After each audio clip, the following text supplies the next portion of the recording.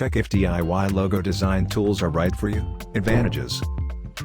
Affordability. DIY logo design tools are often less expensive than hiring a professional designer.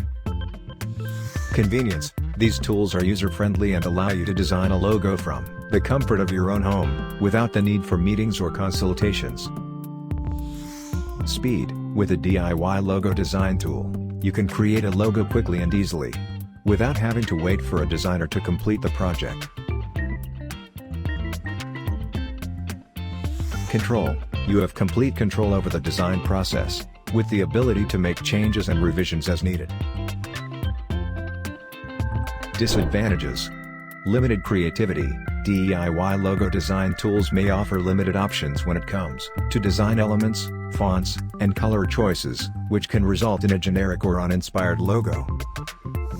Lack of expertise. Without a professional designer's input, you may miss out on important design considerations such as brand messaging, market trends, and industry standards.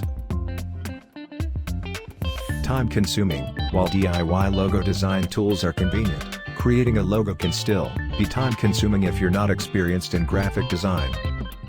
Risk of trademark infringement. Without professional guidance, you may inadvertently create a logo that infringes on another company's trademark or branding.